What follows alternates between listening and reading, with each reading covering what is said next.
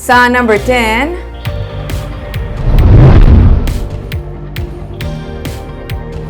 matapos ang duha ka tuig, balik na ang sigabong sa mga kanyon sa dalanon sang Bago City sa alas 5 de Nobyembre. May report si Romeo Subaldo.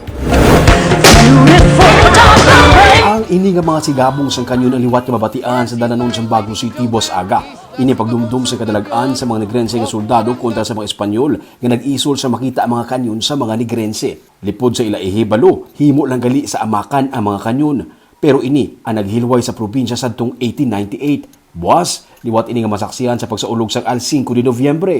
So, supposed to be 24th and 25th year na namon.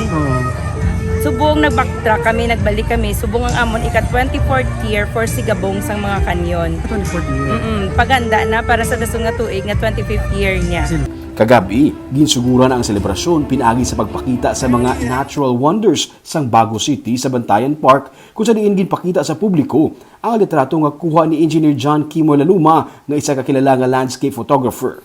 Sunod sa City Environment Management Officer sang Bago nga si Vicente Mesias, gintanyag ni Laluma ang iyang serbisyo sang libre para mapakita ang katahom sang kagulangan sang Bago City. Then finally, lo and behold, the materials are out and there are only two words that best describes the output. And these are naturally wonderful, which translates to the nature wonders or natural wonders of Bago City. Para kay Laluma, makapoy kag hindi basta-bastang ila inagyan para lang makuhaan sang litrato ang mga busay kag kagulangan sang Bago, pero worth it ang tanan. Bisan pang 6 ka oras kalakat para malabot ang hardin sang Balo nga para sa iya pinakapaborito niya nga subject sa Bulkan Kanlaon. Ever since actually dream ko gid magsaka sa Kanlaon. So wala man gid kitungod nga alert level 1 kita. So ang hardin is actually near the 4-kilometer danger zone. So dira lang taas ta.